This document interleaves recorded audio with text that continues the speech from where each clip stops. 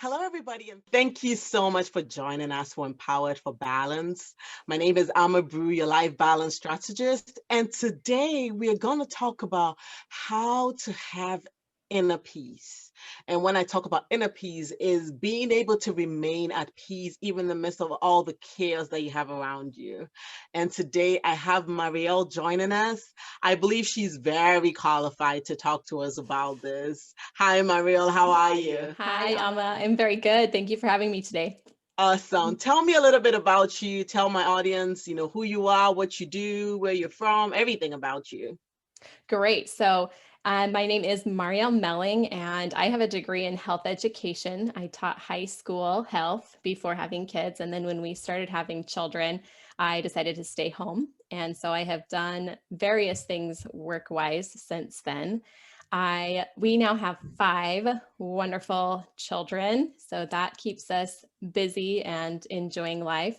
I also have a website and online business helping parents simplify their lives, simplify parenting, and really learn to embrace what matters most so that we can let go of the other things and figure out how to teach our kids the things that matter. So, So, I'm yeah. super excited about what we're going to talk about because I believe that inner peace is very important for us, especially as moms or as busy women who have a lot of things on our plate. Sometimes in the midst of all the chaos, it's hard for us to find that inner peace. But before we even go into it, what is inner peace to you, or what does inner peace mean to you? Just so we can create some background. Yeah, I think that's a great question because sometimes inner peace is a very vague thing that um, I know it feels like out there, but it's a really real thing that we can experience. And so my journey started with inner peace several years ago. It was a time when I had a lot of personal responsibilities. At that time, I was working 4 part-time jobs. My husband had a was working a lot away from home. He was really never home. And we had 4 and then 5 kids at that time. And on top of just the busyness, we had other life challenges that we were facing as a family. And I realized at that time, with everything that was going on, I still was feeling a lot of peace. And I was really surprised by that and grateful also that these things that I had been taught and the things that I was doing were working in my life. And I started to look Mm-hmm. around at other people who were in much harder circumstances than me, who had lost loved ones, who had lost homes, who were in very hard life places and yet felt this peace. Yeah. And I realized so strongly that this inner peace has very little to do with what is going on outside of us and everything to do with what is going on inside of us. Yeah. And as I dug into that and I said, where does this come from? What is the simplest version of inner peace? I came to the conclusion that inner peace happens when we have a harmony of what we want, what we do, and what we say. So it's just a harmony between these different parts of ourselves. And the highest level of that harmony comes when it is centered on love. So I Yeah. have inner peace when I am feeling completely loved and completely loving others. And Mm. it's very simple. It's not brand new information, but bringing it back to that basic truth is so helpful in guiding our lives and our day to day and the Mm. chaos that is real. Yeah, yeah. I believe that love is very important because even the Bible says that, love is more important than you can have the biggest of gifts, you can have everything, but if you don't have love, then you don't have anything. So I believe Nothing. love, yeah, Exactly. love is very important. So, how can we as women or as um busy women, moms, because I don't only want to center this on moms because um a woman may not necessarily be a mom, but she may have a lot on her schedule and is busy. So how Yes. can busy women in general have or cultivate that inner peace? Yeah, that is a great question because I think when you poll people, everybody agrees, oh, love is important, compassion is important, yes. But how do we actually live that? How do we Mm. bring that into the day to day when we do have busy lives? So I typically talk about 3 basic and big habits that we can implement in our lives that help us cultivate this peace. One is that we set aside a personal daily quiet time.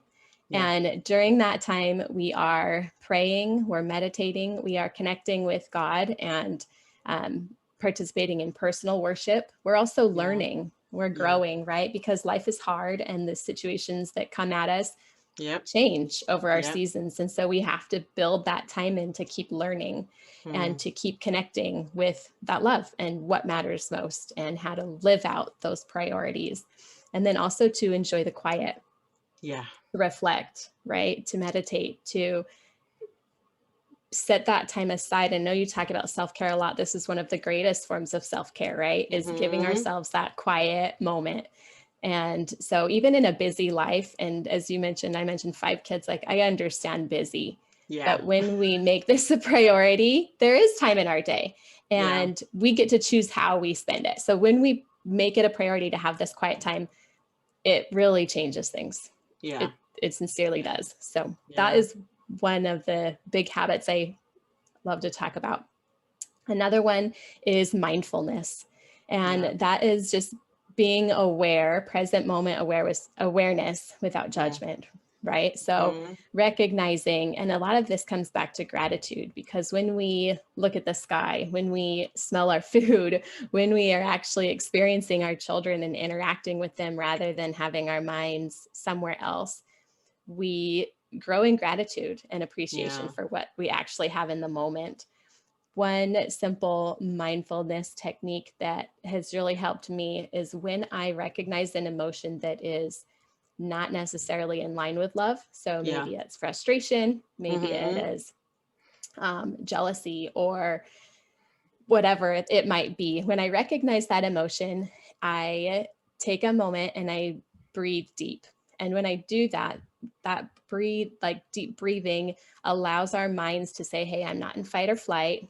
It kind of cools the system. And it also gives us a moment to experience the emotion. So research shows us that when we try to suppress emotions, it actually makes them worse and it makes things really messy inside. So we want to give ourselves a chance to just be human, just to say it is okay to feel all these other things. Even in a peaceful life, we're going to have hard days. We're going to have all of the emotions, all of the range of the emotion. That is part of being human, right? So we give ourselves time to experience that emotion, space to do so.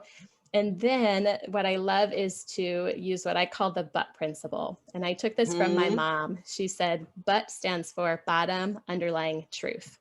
So I experience what I'm experiencing, and then I find my bottom underlying truth, and I move forward with that intention. I say, you know, I am feeling frustrated right now, but my bottom underlying truth is, and then whatever it is, I love my kids, and so I want to have patience, or this work relationship is important to me, and so I'm going to listen first. I'm going to ask what is going on here instead of jumping to conclusions or being defensive or whatever that other feeling is at the time. So we bring it back to that bottom underlying truth and move forward with that. So mindfulness is that second one. And then the third one is a focus on service. And just waking up in the morning and saying, how can I serve my people today? How can I use my individual strengths? And I know I love the way you talk about this, Amma, but that we each have our unique strengths and our own set of talents and skills, and how can I use those to serve other people? And that's a lot of joy and strengthening of a relationship comes as we have that focus. Wow, this is deep, and it's deep. Yeah, I like it. I like it because, you know, it breaks down practical living or practical Christian living into 3 simple steps. And I like my favorite part of these 3 steps is the service part, because sometimes as moms, as busy women, when we wake up in the morning and we look at our to-do list and everything that we need to do, I found myself do that too. Sometimes all of a sudden I'm like, oh, I have so much to do. Oh, it's going to be a stressful day and I don't even know how I'm going to do it. But from what you're saying, then if I come from that point where I'm like, okay, these are all the things I have to do, and this is my opportunity to serve.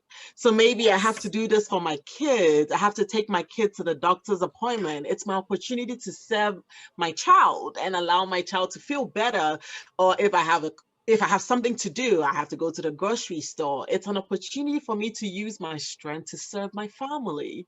So I like that, Absolutely. seriously. So I Yes. think that it's very good because changing how we view a lot of the things that we have to do when we give out our strengths, I believe will allow us to come from that positive place, because then we are turning that thing that we think is too much for us into a more positive thing. So I love it.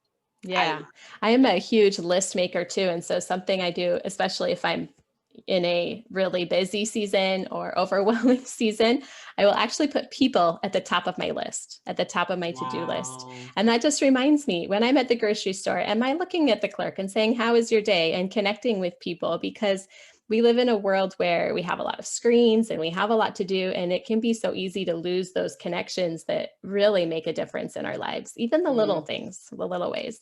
And then at the yeah. end of the day, I can check in and say, hey, I might not have gotten to number 15, 16 through 25 on my Mm-hmm. to-do list, but did I do those top ones, Yeah. including people? Yeah.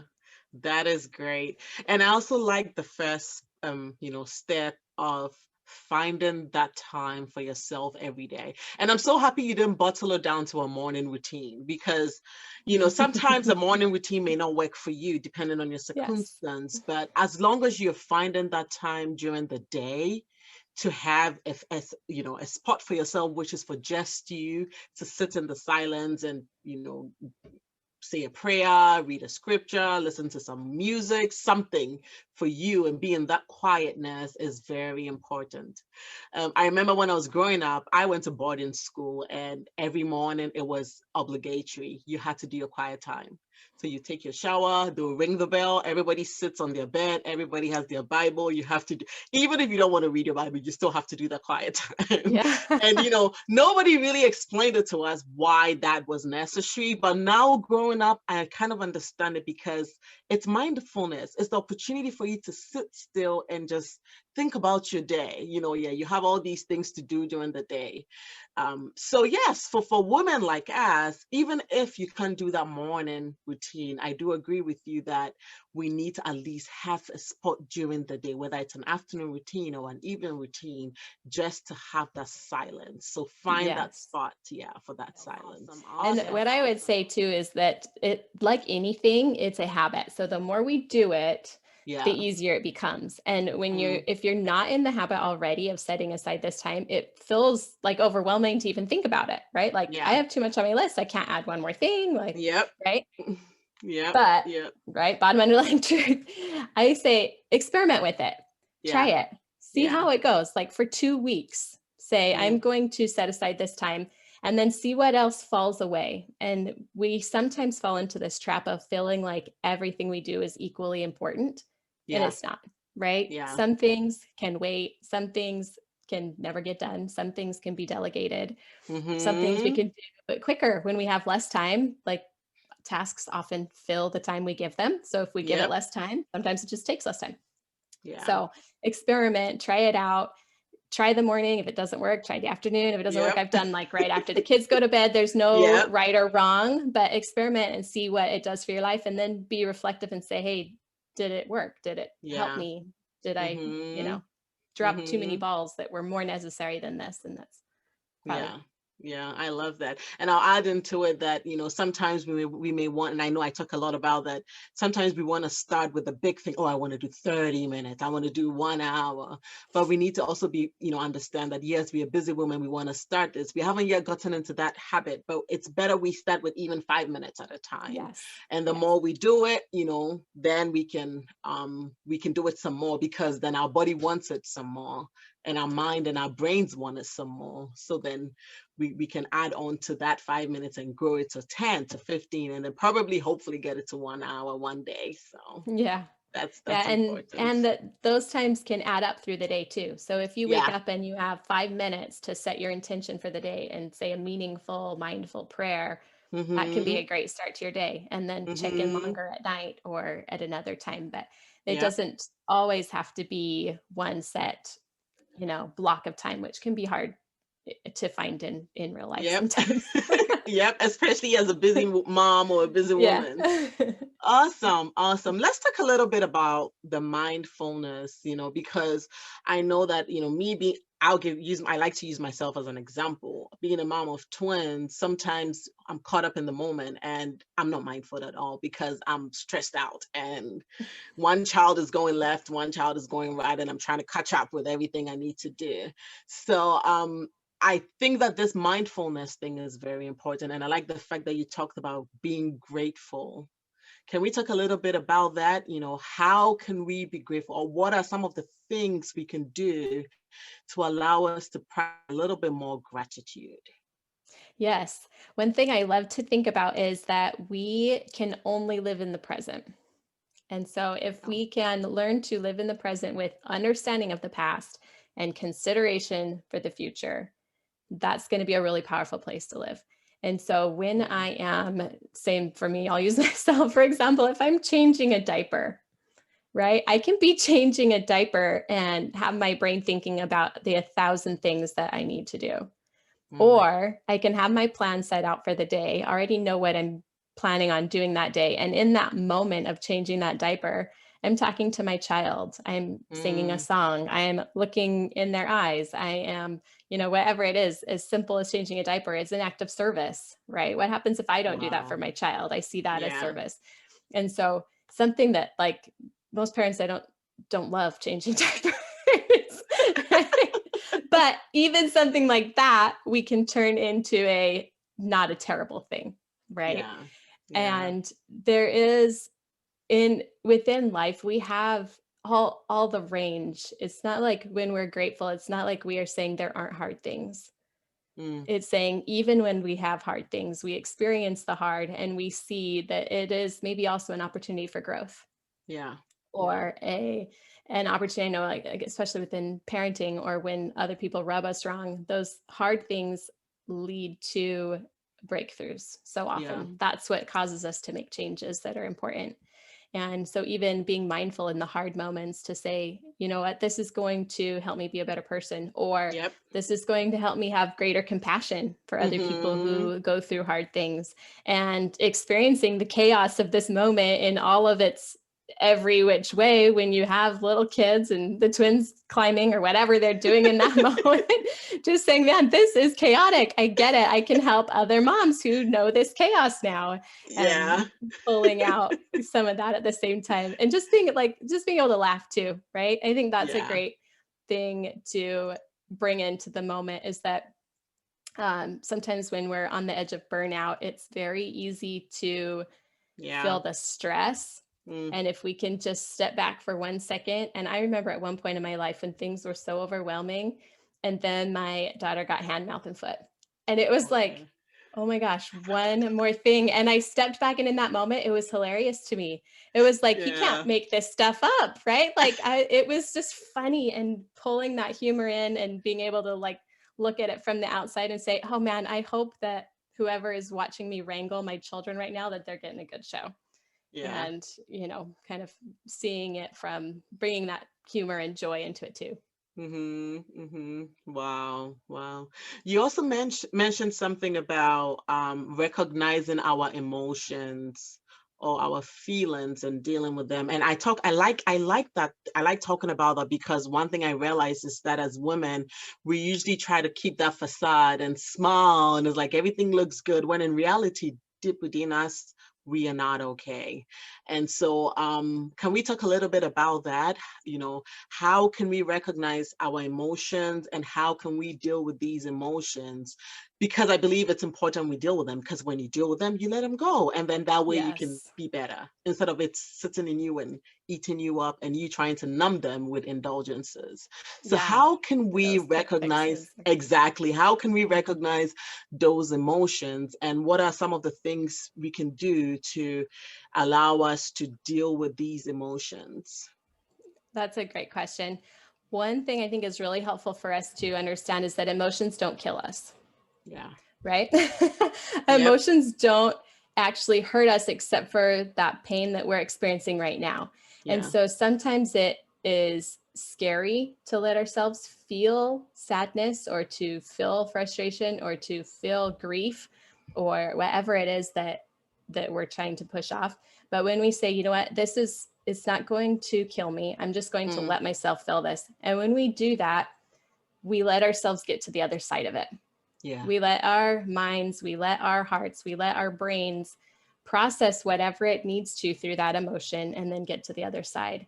And the other half of that is that it's so helpful for us to know that as humans, we have an incredible capacity to act. Yeah. And so to choose, right? Mm. Just because I feel an emotion, that doesn't dictate anything about what I need to do. Yeah. So I can let myself feel an emotion, recognize that that is human experience, and then choose, what do I want to do? Yeah. What do I want to do with it? Yeah. And I think having that perspective before we even come into these emotions, Yep. then we're saying, when I'm in this hard moment, we have this hope. Like emotions are like the weather. I love that analogy, right? They come and they go. And there's this quote that it says, it's going to be a paraphrase, that it says in basically, if I'm standing out in the rain, I would be an idiot to say it's not raining. But I would also be an idiot to say the sun is never going to shine again. Wow. I love that. Right. I love that too. And that just is like, Yeah. yes, that is emotion, right? Like we don't need to deny these things, but we also don't need to be fearful that they're going to last forever. Yeah. Yeah. Wow. I love that. Seriously. I think that analogy is the perfect way of describing our emotions. Yes. Yeah. And I think it also makes it look a lot easier, to face those emotions, because yes, you may be facing it now, but the sun is going to shine at the end of the day. Yes. It may be a rainy time. It may be a downtime for you, but it's going to get better. So deal with it instead of numbing it. Yeah. Yes. Wow. And I love learning from other people who have been through that emotion. So whether it is a friend or calling a mom or somebody else that you respect, or a support group, even if it's something deep, or looking in scripture, looking for people that have experienced similar things and saying, what did they learn from it? How did they get through it? What actually helped them? Sometimes when we try to do it all on our own, we cut ourselves short. Yep. We don't I have agree. to do that. Yep, I do. And I always say everybody needs a sounding board, at least. And if you don't find somebody free, you might, even if it means investing in a professional, sometimes it's important to deal with them and let them go. So, and you talk a lot about parenting. And I remember you had mentioned something about how to teach our kids to be mindful. And for me, that really, I thought that was an interesting thing to do, because it's hard for me to be mindful myself. How much more teaching my daughter or my boys to be mindful. So how do we do it? How can we teach our kids to be mindful? Yes. So if you look at our youngest children, they are naturally mindful. They do not have any issue from this. I think we can learn a lot from them, right? They see a puddle, they want to jump in it. They have an idea, they want to do it. They are naturally mindful. They are naturally living in the present. It's as our children grow up and start thinking a lot and start experiencing a lot, or feeling expectations. There's a lot that comes into our lives as we grow up that pulls us away from this mindfulness. And so as the kids grow up, I think we can teach anything in three really important ways. We model it, we talk about it, and then we create the experience for them so that they have that, just like you when you were in your boarding school, right? You didn't really get it at the time, but you had that experience of quiet time. And you got to live it. And so we try and do those three things for our kids. So we model mindfulness. They see that we're setting aside time for quiet. They see us recognize a sunset and say, oh my gosh, look at how beautiful that sunset is. Or wait, everybody stop and smell your food before we eat. Isn't that amazing? So you just model that behavior for them. And then you talk about it and say, how are you feeling right now? Let them share what they're feeling or what they're experiencing.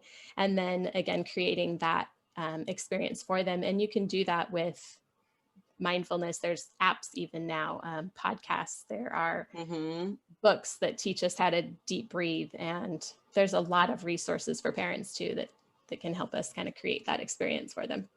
Wow. I love that.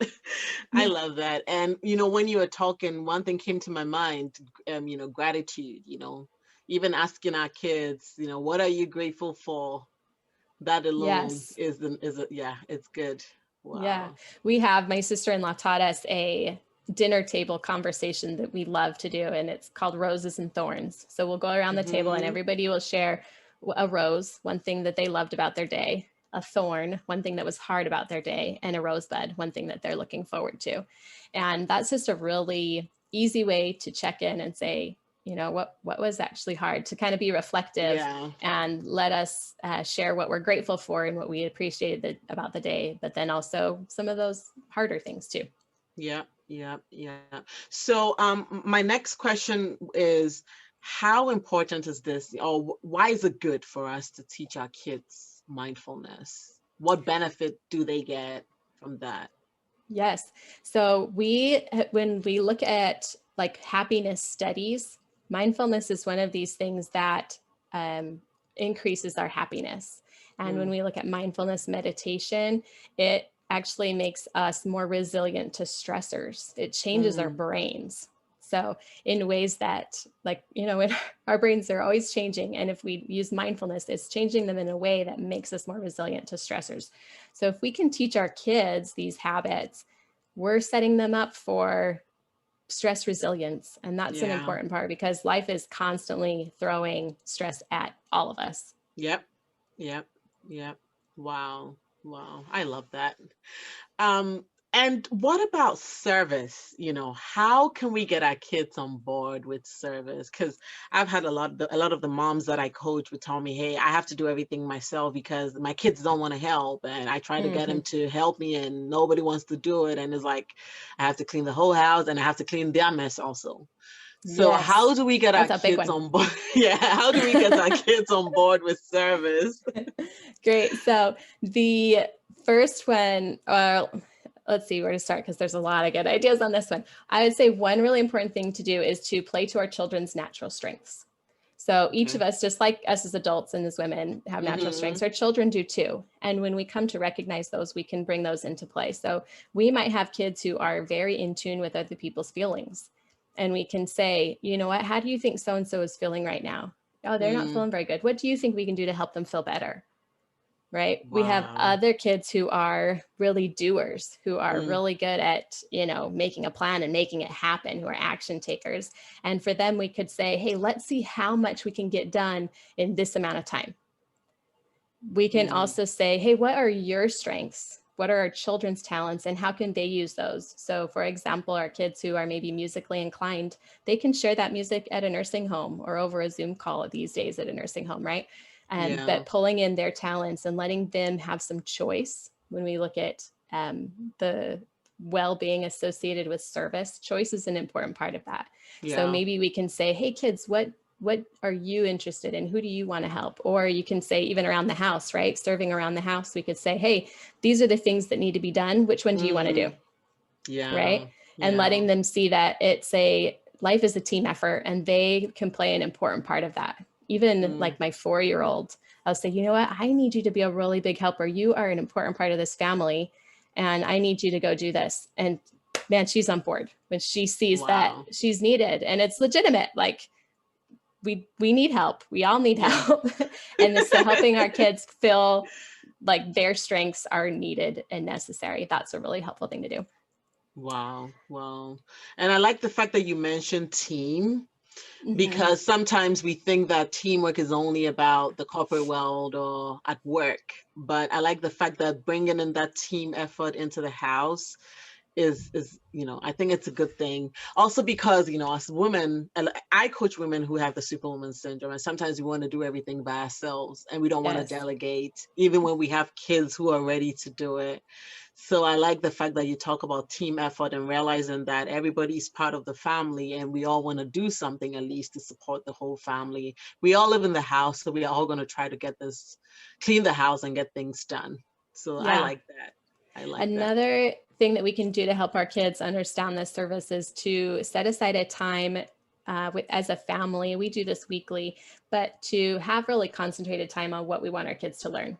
And so there's this interesting study. I think sometimes we've all heard, actions speak louder than words. Yep. When it comes to our children, actions and words speak the loudest.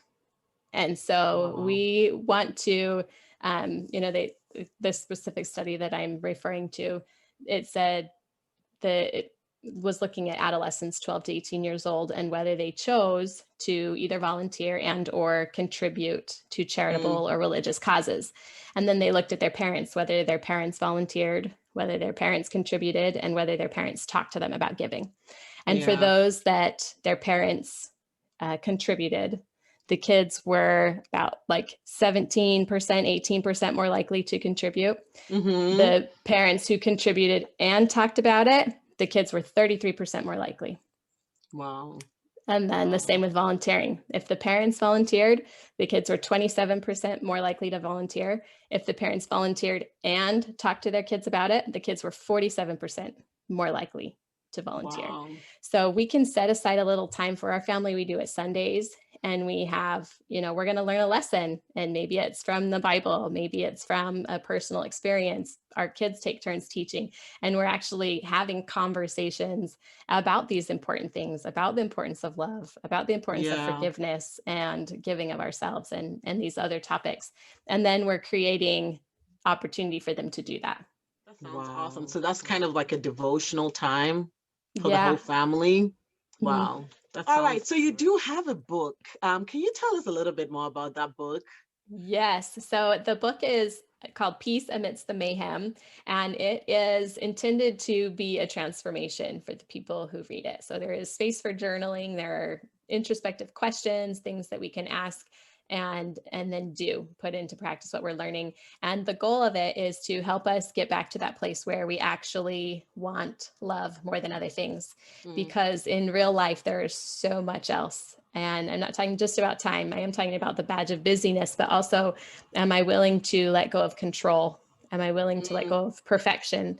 Am I willing to let go of labels and judgment and all of these other things that really block us from feeling love and giving others? Because when it comes back to that peace, remember that harmony comes from what we want and then what we do. And so that is the purpose of the book, is to help people come back to that and implement that change in their lives, where we can let go of these other things so that we can live from that place of peace. So I know you've given us so many tips, honestly. We started from ourselves as women, and we went down to kids, and I think it's a lot of information. But I know, you do have that website. So do you want to give us the information to the website, just in case my listeners or the people watching on YouTube want to follow up and see if they can, make use of these tips? Absolutely. So the website is www.lovin, Lovin, lifewithlittles.com. And if you go there, there's tons of free resources for ourselves, teaching our kids, all these kinds of topics. There's also courses, coaching opportunities, and all kinds of support and help for all of that. And then I am also on Facebook and Instagram at the same handle, Love and Life with Littles. Nice. But before you go, what are your last words to us? I usually like the last words. Yes.